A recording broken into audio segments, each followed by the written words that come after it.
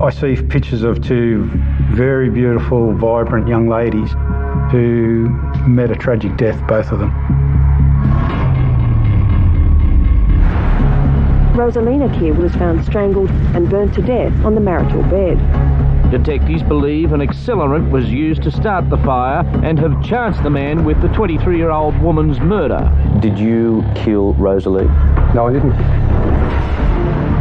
Homicide police reopened inquiries into the disappearance of the man's first wife, Jean. When we executed the search warrant, we came across 7 human bones.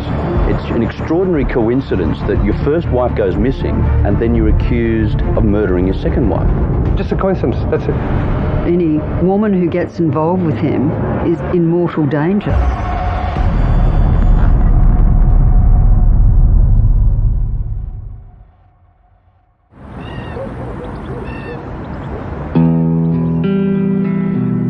I first heard of Jean Angela Keir in 1989 while I was working at Mount Druitt Detective's office. A file came to the police station.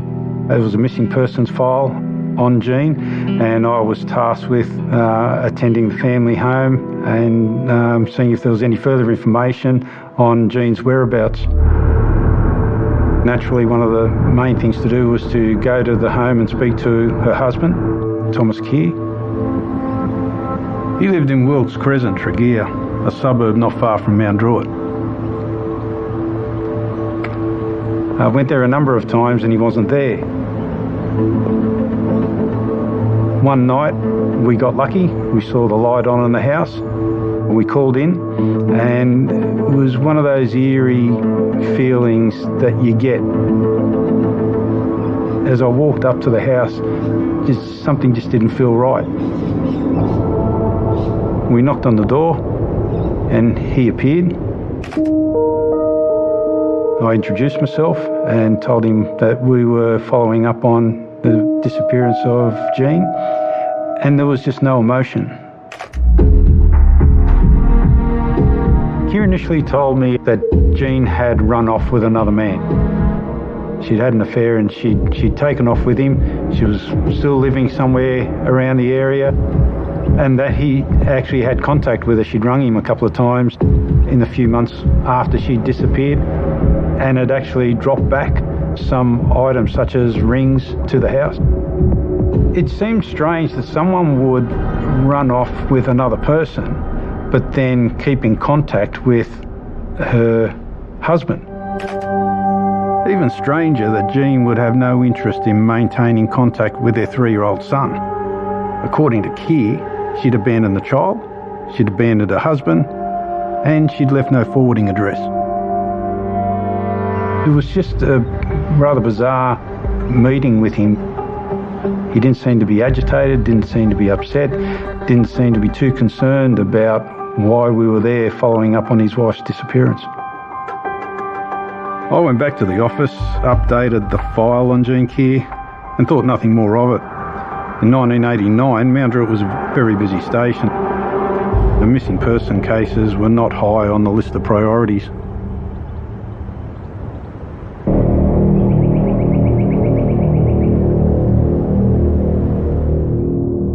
I was at home and I was just playing in the backyard with my daughter and our dog. And my wife called out that there was a call from work. I was given the address, Wilkes Crescent, Tregear, that there was a body found at those premises that had been set on fire. The address immediately struck a chord with me, but as it was 2 years down the track, I couldn't recall at that immediate time why. It wasn't until I was getting ready that I remembered doing the missing person file on Jean Keir.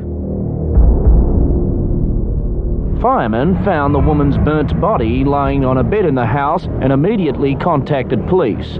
They believe she may have been strangled before the fire. A cord was found wrapped around her neck. When I got there, I immediately thought of Jean, and when I spoke to Mick Lyons, who was the investigating detective on site at the time, I said, "So that's his wife, Jean?" And Mick looked at me and said, "No, his wife is Rosalina, and they haven't been long married." And then straight away the alarm bells went off. Now he's remarried, and it's his second wife that's been found murdered in the family home, and I was immediately concerned about what had happened with Jean. However, the more pressing priority on the day was to find out who killed Rosalina, and Thomas Keir was our first suspect. Yes, initially in his interview that day, Keir said he had no idea who would kill his wife. Shortly before the blaze, a 33-year-old man, believed to be the dead woman's husband, was seen leaving the house to go shopping. Neighbours also noticed flames in the garage and began calling out to the man's young son. And I just thought maybe the boy's in the house. So I just grabbed the garden hose and started hosing in the window. Straight away, we were of the belief that Keir was the last person to have left the home. About a half an hour later, the owner arrived home and collapsed on the front lawn. Within a few minutes, he was taken into police custody. Well, Keir was subsequently taken back to Mount Druitt Detective's office. Detective Sergeant Lyons had the Rosalina investigation in hand, so I left that with him because straight away I wanted to concentrate on resurrecting the missing person file and finding out what happened to Jean Keir. Grab that. Mark it. Glad to see you. Sorry. I'm looking at machinery. That was short. Thank you. Jean is the eldest, then there's Heather, and then myself. Jean was very bubbly, very live, very out there, you know. Always made us laugh. She could dance. Yeah. I know. She used to make the room glow when she walked in the room, you know, like she just had a good vibe.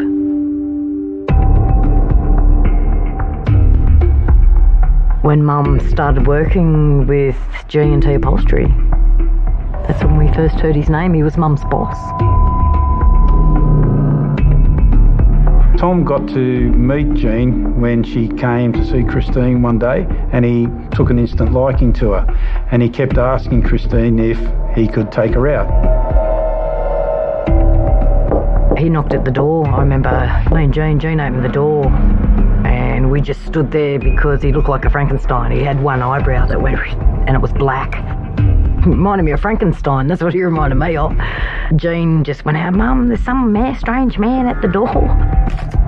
What I can recall, Jean was about 14, 15, and he was 24. And so Christine and Clifford wouldn't allow her to go out with him. Eventually, Tom's persistence got the better of them, and he just pursued her from there, and ultimately they got married. Before the wedding, it was a little bit upsetting because I remember Jean was very upset, and she didn't want to go through with it. And Mum said that it was like the cold jitters, you're getting the jitters. But Jean didn't want to go through with it, and I seen that. Jean was pregnant when she was married, and I think that was the reason why they had the marriage, is because she was pregnant. Whether that could have been his game. I feel that was his game. She was only 18. He carried on from there. He paid for everything. He just everything. He took over completely. She was his possession. Yeah. He owned her now.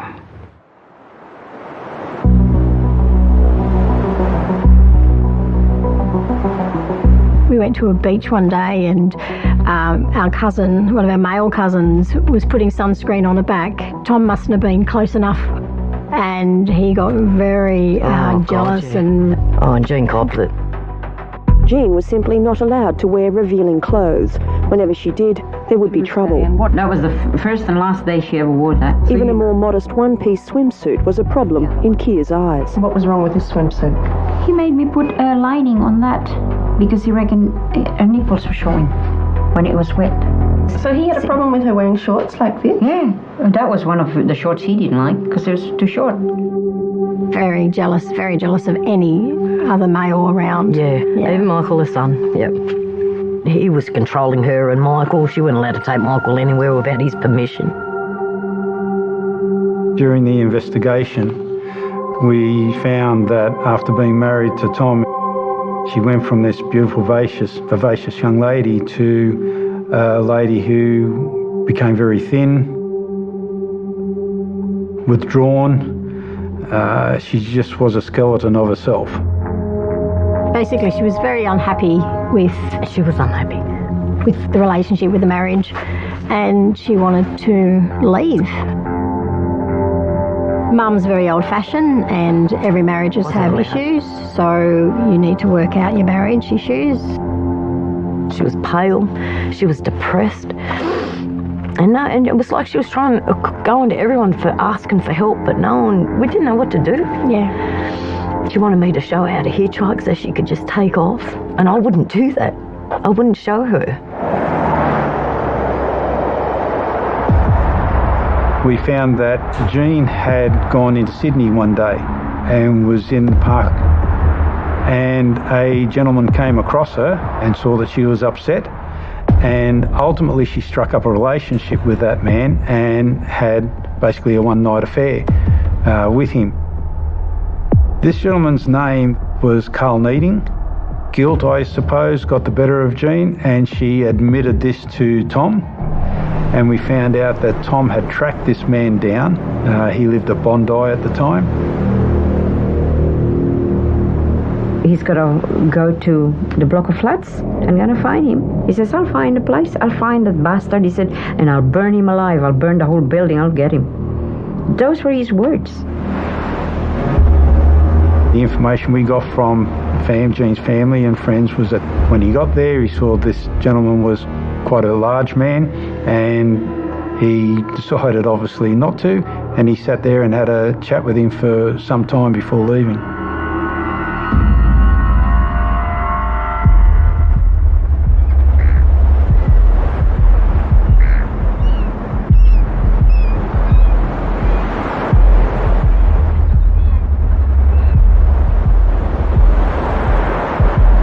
We were there for about 2 weeks, but Jean was only there for about a week. Okay. And then Tom come and got her.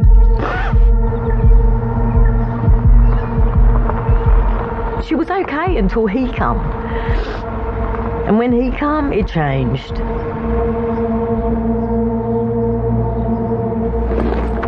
Jean come running in. He's going to take me. And I said, no, he can't. Oh no, he wants to take me. And then Tom come flying in.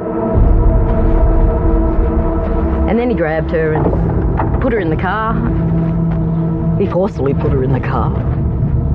She was all arms and legs. He shut the door and he ran around the car to jump in. But she saw it took off again. And he's grabbed her again and he's thrown her in the car. And it was like watching a movie. I remember Mum saying you'd never get involved in married couples, you let them sort shit out, and that's what was going through mine and Peter's head at the same time. She's running around going, help me. And I said, I don't know what to do, because I had that voice in me back, let them work it out.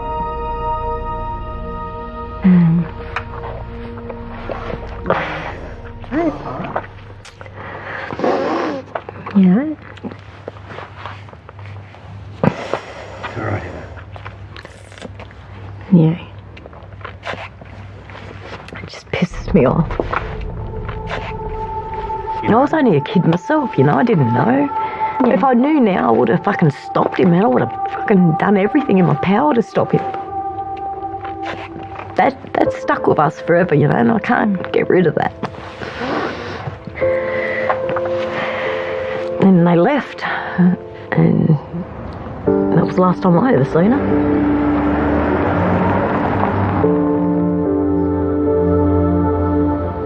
On the way back to their home, they stopped at a service station because Jean said she needed to go to the toilet, and that's where she escaped. And she went straight back to Carl Needing's unit at Bondi.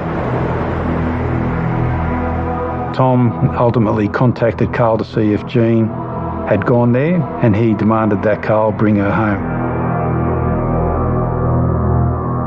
He ended up having his way with her again, and then he dropped her off at Tom's.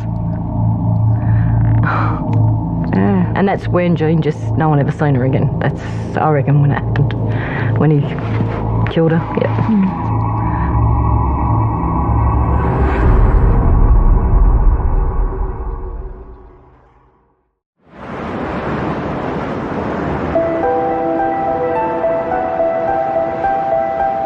That day that Jean come back from Carl's, Mum rang Tom, and Tom goes, look, she's just walked in the door. She's having a shower.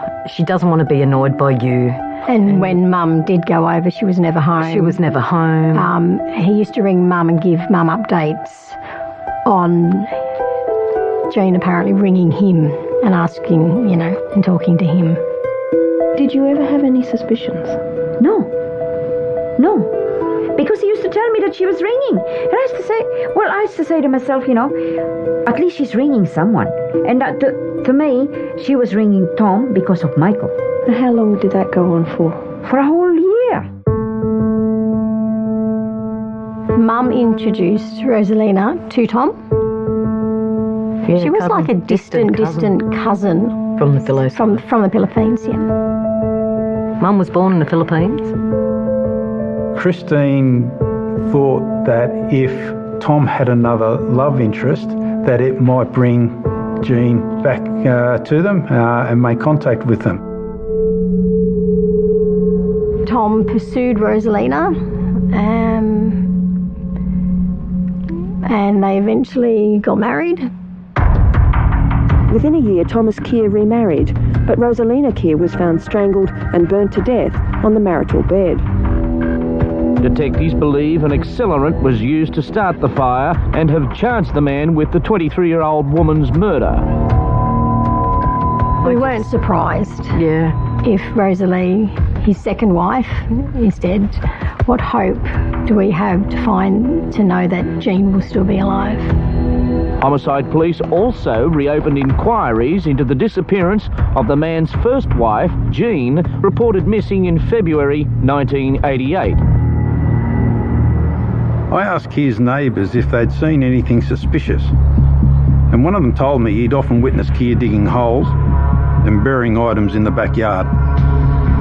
Things such as car engines, car panels, gates, and he also said that he saw Keir dig and bury in the backyard a 44-gallon drum.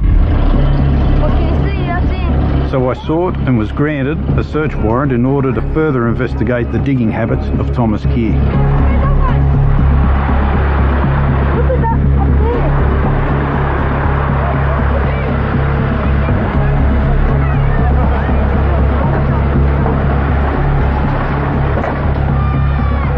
When we executed the first search warrant at the property looking for Jean's remains, we found everything that we had been told Keir had buried. Car engine, gate panels, lumps of concrete. The only thing we didn't find was the 44-gallon drum. Bill, where's the light? We're looking for a missing person.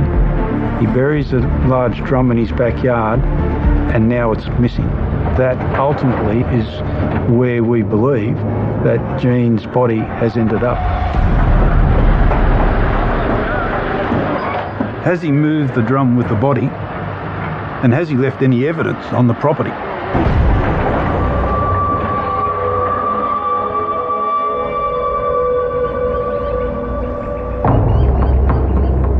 During the investigation, Keir had spent a short amount of time in jail whilst he was trying to raise his bail when he was charged with Rosalina's murder. It turned out that he spoke to a prison inmate at the jail and told him that he had killed his first wife and buried her under the house. So we got another search warrant to continue the dig. For the last 24 hours, police armed with picks and jackhammers have been thoroughly examining the home. The intense search extended under the house, police smashing their way through the floorboards. We started digging under the house, which is where the information was from the prison informant. We had scientific officers go under the house looking for any areas of disturbance in the dirt. And it was during a break that one of the officers started digging around the edge piers on the western side of the house. He got down about 18 inches and came across a bone. And I said, well, look, we need to get it down to the forensic lab straight away. Whilst I was at the police station speaking to the commander, the information came through that bone had been confirmed as a bone from a finger from a human. A 24-hour guard has been placed on the house. Confident of finding more remains, police expect to keep digging for at least a week. And in that same area along the edge piers, ultimately we found 7 small human bones. They found some bones. Well, that was it. I went crazy. That's when it hit you.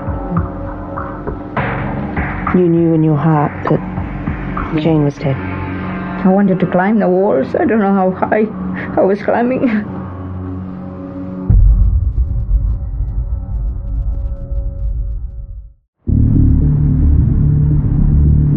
Finally, last night, police found what they were looking for. Some bone fragments have been located there, and these are being scientifically examined. When we ultimately ended up with the 7 bones and the search was concluded, we needed to get DNA testing done on the bones. We knew the bones were human. But in order to charge Thomas Keir with murdering Jean, we needed to prove beyond doubt that we had in fact dug up her bones from under the house. DNA testing was the only way to do that. I ended up taking the bones down to the forensic labs in Melbourne. I couldn't let those bones out of my possession. So from the time I signed them out of the exhibit room at Mount Druitt, they were placed in an esky with blocks of ice. When I went to the airport, I had to explain to them under no circumstances was this esky going to leave my possession. So I got that approval and delivered them personally to the forensic pathologist in Melbourne.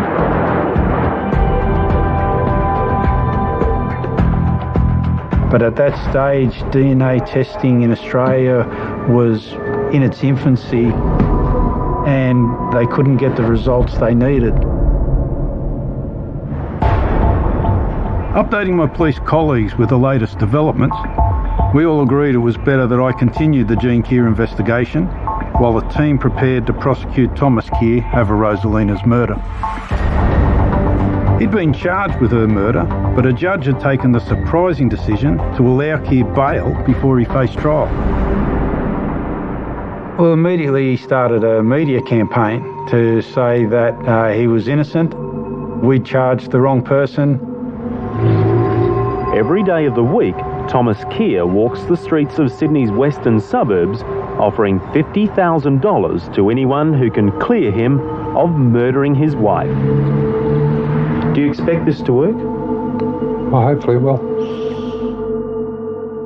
It was just over 5 weeks ago that Thomas Keir's Filipino wife, Rosalina, was strangled and her body set alight in the couple's home. Well, I've been wrongly charged. and I'm innocent, and somebody out there is responsible. They've got to be brought to justice. Thomas Keir says his rather unusual offer will stand until his trial begins. The way he sees it, the police are busy gathering evidence for their prosecution, so he's entitled to do whatever he can to gather evidence for his defence.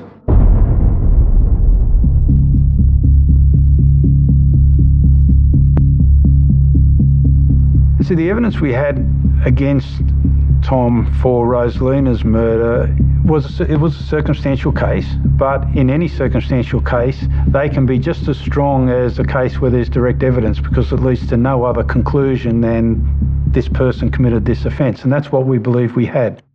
Did you kill Rosalie? No, I didn't. And they've asked me that so many times, and the answer to that is no. The house was all locked up. No one was seen, other than Tom, going in or leaving the house from the time he left to the time the house was going up in smoke.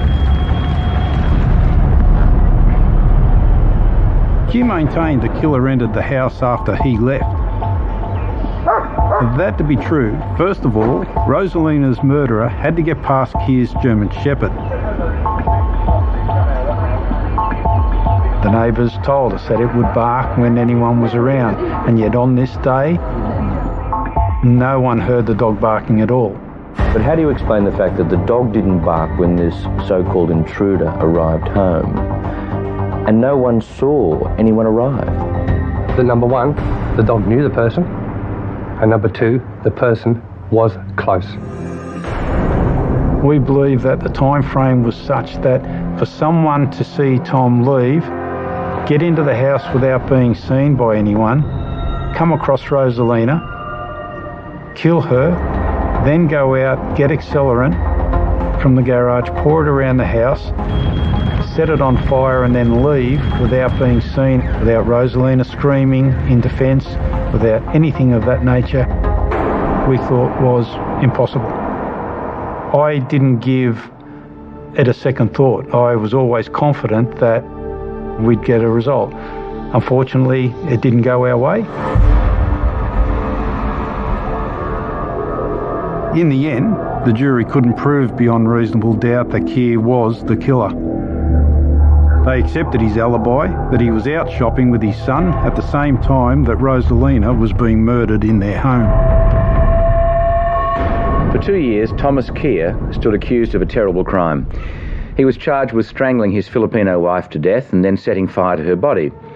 But the Sydney man is now free after a jury yesterday found him not guilty of the murder. Did you hear the verdict yesterday? You didn't. It's a verdict not guilty. The day was filled with well wishes and a celebratory drink with what's left of his family, his mother. Thank God the last 23 months are behind us. Now we can start living anew. The truth finally came out. You go through a range of emotions when you see someone celebrating a victory that we believe should never have happened. But there's still no one who can say for sure that they saw an intruder arrive the afternoon of your wife's death. We don't have anyone at this stage.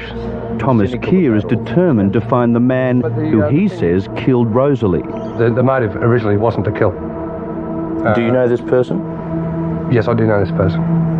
All his media publicity claiming that he knew who killed Rosalina, not once did he bring that information forward to police, and not once did he raise that during the trials. Thomas Keir has a son, Michael, a son from his first wife, Jean, a woman who in 1988 became a missing person. It seems such an extraordinary coincidence that your first wife goes missing and then you're accused of murdering your second wife. Just a coincidence, that's it. I knew in my heart that he was guilty of Jean's murder. We'd found the bones, and it just made me more determined. The fire was there to ensure that we got the right result in Jean's matter. Is she alive, Thomas? Is she alive? Of course she is.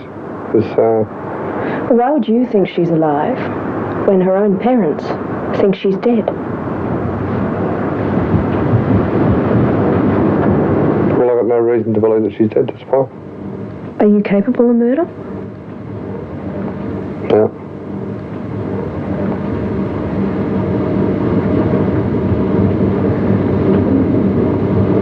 kill anyone? No.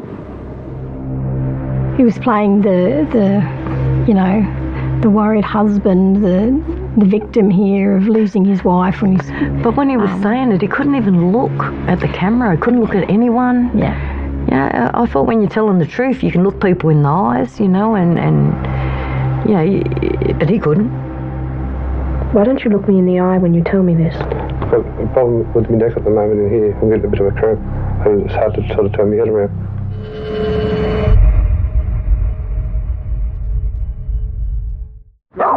What do you want? Oh, look at that. Oh, nummy num. That's all. No, I've stuck by him all the way along. He was not guilty all the way through, mate. By the time Thomas Keir was acquitted over the murder of his second wife, Rosalina, the investigation into the disappearance and presumed murder of his first wife, Jean, had reached a stalemate. The sticking point was technology. In the early 90s in Australia, we didn't have the expertise to test for DNA on the 7 human bones we'd found under the house.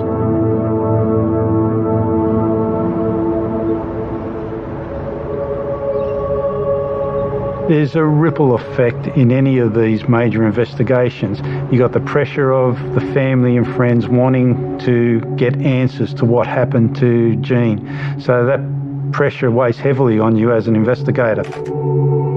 I had young kids at the time. There were times where you'd come home and all my kids wanted was to spend time with me and have my time. And sometimes I'd snap at them and say, just give me a break, leave me alone. And I decided that I needed to spend a bit more time at home. To make that happen, the Jean Keir investigation was handed over to the Homicide Squad, and I embarked on a career pivot. I switched from being a detective to a police prosecutor, where I eventually ended up working with Jan Stevenson, who was the coroner of Westmead. I struck up an immediate great relationship with Jan, and she had a particular interest in the unsolved murders. We had a board with all the unsolved murders that were still outstanding, and I think there was about 7 or 8 at the time, and top of the list was Jean Keir's. Things had basically ground to a halt because I was told we needed to take the bones to America, to the Department of Defence, because they were the world leaders in DNA extraction of bones. But the bones still had to be taken to America at that stage. Jan told me that she wanted me to get in touch with the Homicide Squad, and she said to me to tell them I don't want them to tell me the likelihood of when the bones may go. She said I want them to tell me when they're going. Getting approval for a Homicide Squad detective to travel overseas with a small set of bones in an esky was no easy task. But we finally got the signature we needed, and the bones travelled to the US with a police chaperone. There were 2 lots of DNA testing done, the mitochondrial DNA and the nuclear DNA testing, and ultimately we got the results that confirmed the bones were believed to be that of Jean Keir's.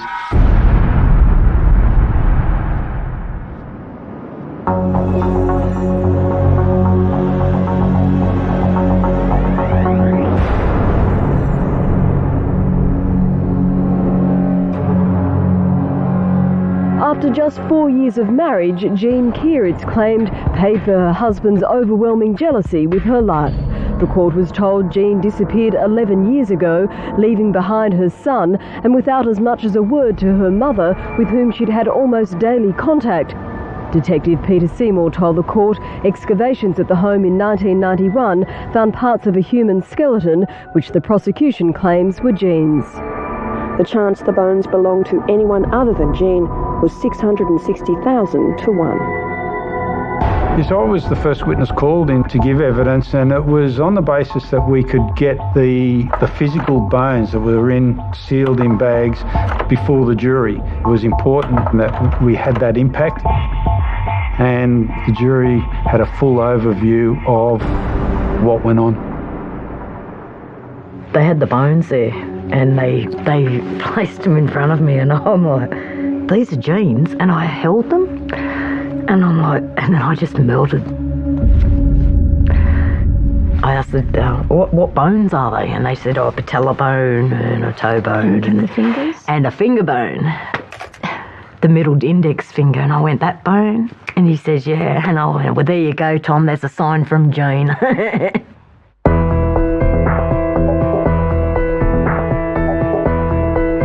It was interesting during the trial that he gave evidence, and the moment he stepped into the witness box, the heavens opened up.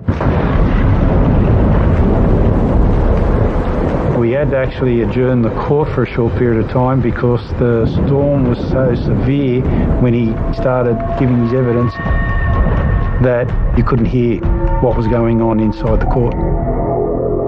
So despite the interruption, the trial that was presided over by Justice Michael Adams ran by the book.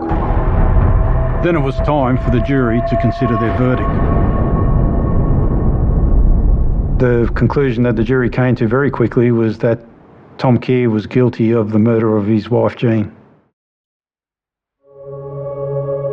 Thomas Keir probably thought he'd got away with murder.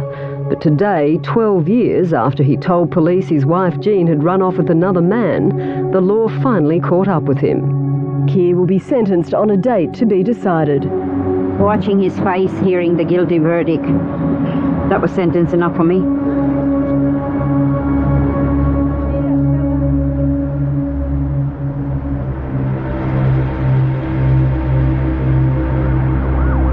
I've heard it said many times that the legal system is a mystery, and that's certainly true in this case. Just when we thought the murder trial was done and dusted, Thomas Keir's legal team lodged an appeal against his conviction. The appeal was successful.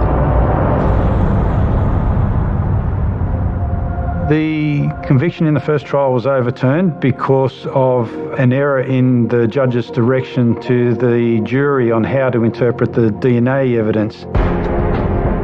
The direction that the judge gave was that there was a 1 in 660,000 chance that the DNA from the bones weren't that of Jean's, when in fact it should have been that it was a 1 in 660,000 chance that the bones belonged to someone of her family within the population. To say it was a devastating blow not only for the police involved but for Jean's family was an understatement. He said to me, if the police think they can get me for this one, they can think again.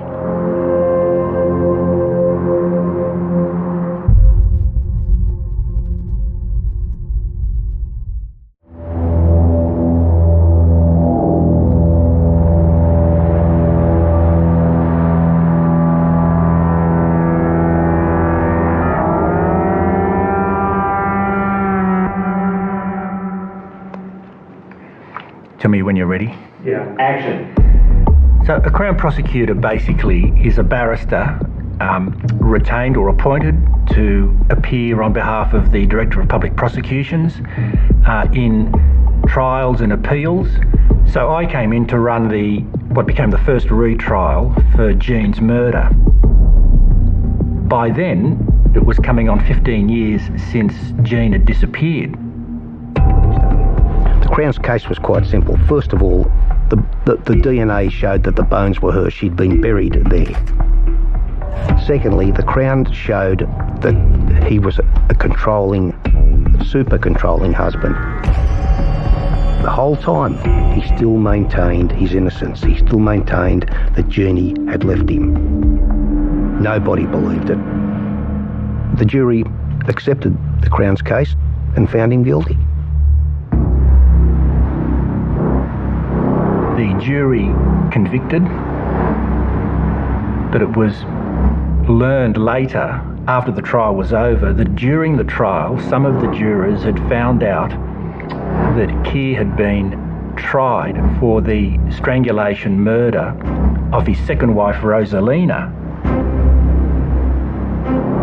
Under Section 68 of the Jury Act, jurors are prohibited from undertaking their own research into the accused. Legally, the murder of Rosalina was not connected to the murder of Jean. When Keir's legal team heard that Section 68 had been breached, they appealed the conviction. So the appeal was heard, and rather inevitably a new trial again was ordered, which had to be run from scratch.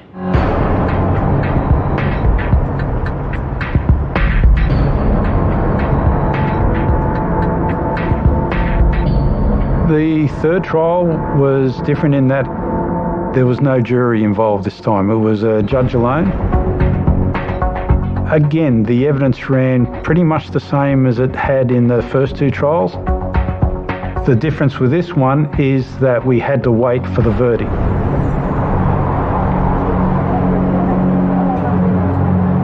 Running late to court because of the rain, Jean Keir's mother was told the news by family members. Two juries found Keir guilty, but each time the convictions were quashed on appeal and retrials ordered. Today it was 3 strikes, another guilty verdict. I am satisfied that Jean Angela Keir is dead and that her death was caused by an act of the accused on or about the 9th of February 1988. At the end of the third trial, which was 16 years after Jeannie was killed and 13 years after Rosalina died, he was sentenced to 22 years maximum, 16 years minimum.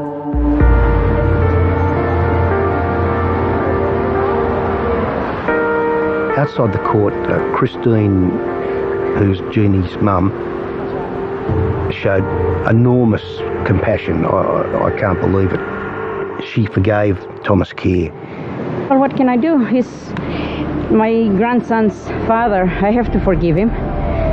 But he's in jail and he's gonna pay for it. Jean and Thomas Keir's son was in court but didn't want to speak about the verdict. Michael was 3 when his mum disappeared. A 3-year-old can only have so much memory, and what he will remember of his mum will slowly, diminish. Wane. His father used to call him every week on a Sunday from jail. His father has manipulated him from jail the whole time. To this day, Michael still believes his mother is still alive.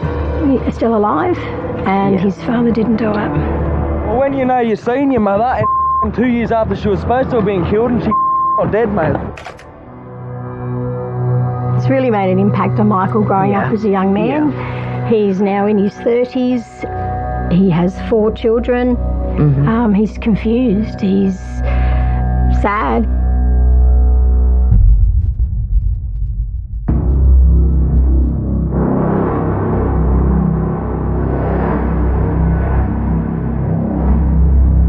A couple of weeks after, I received a parcel in the mail. I opened it and it was a silver bracelet. Looking at it, it had my sister's name on it at the top and Tom's name underneath. So, yes, I've received my sister's bracelet in the mail. I took it to the police, the local police station, and I told them the story. A couple of months later, they came back and said there was no leads to go by. So yeah, it's games. He likes to play games. Trying to spread the fear. Yeah.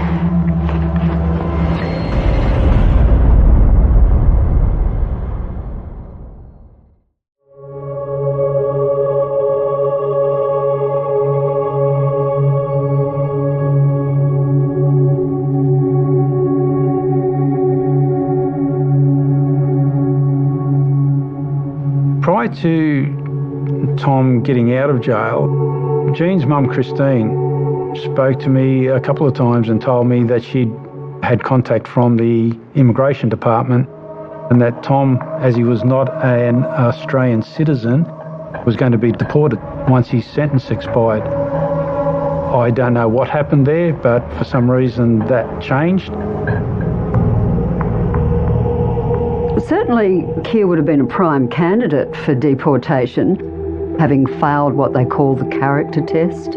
If you're a non-citizen and you have committed a crime involving a sentence of at least 1 year, you are definitely a contender for deportation. Well, we know his crime was substantial and it was 22 years, and the problems with him had been ongoing.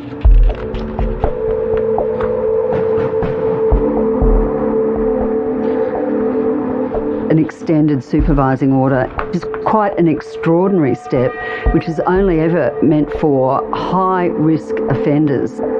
On an annual basis, you would get no more than 15 freshly released prisoners that are perceived to be dangerous enough to need one of these orders. But even under that level of scrutiny, his behaviours were really quite creepy. He was known to sort of wander around in the nude in the apartment complex he was living in. He, one occasion, masturbated in front of this woman at her front door. I think that photo captures it all. This is an unhinged guy. He had taken to visiting a nudist beach where on one occasion he met a woman who he befriended on the way home. Instantly, he started to sort of love bomb her. He went to her house repeatedly over the next few days. And when she wouldn't answer the door, he'd leave these notes saying, "I really care about you. I'm really worried about you. Please, please ring me." Anyway, when the woman finally agreed to go to his house for dinner, it all came to an end because he had to ask permission to have a woman at his home or be with any woman on their own. And of course the authorities said absolutely not. The state government was so worried about Keir, they tried to get a second extended supervising order imposed on him in 2022. But that failed precisely because Keir proved so difficult for the medical experts to assess the risk that he posed. He never has been rehabilitated. He spent 22 years in prison in absolute denial that he'd done anything wrong. He hasn't been properly treated, and curiously that worked in Keir's favour in that they really did need some very compelling evidence to extend such a strong kind of constraint upon him now that he's a free man. But he is only 66 years old. He's not frail elderly. He remains a real and present danger, I would have thought. Any woman who gets involved with him, you'd have to assume is in mortal danger.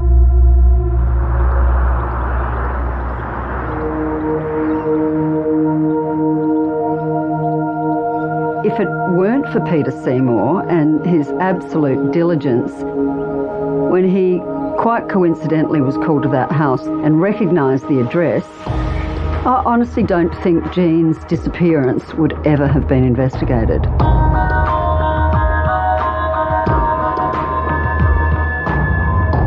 I'm the sort of person that believes everything happens for a reason. Christine introduced Tom to Rosalina in the hope that it might coax Jean to come out. Two beautiful young ladies who met a tragic death, both of them.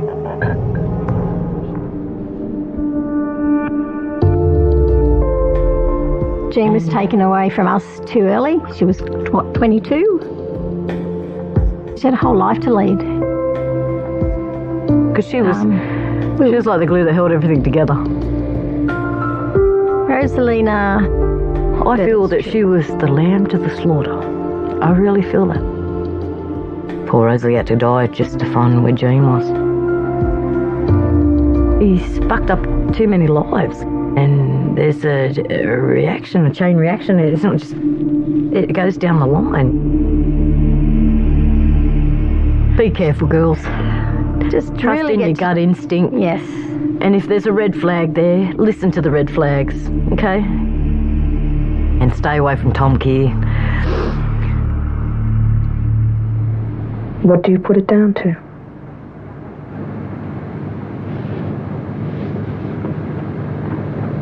Just sheer bad luck.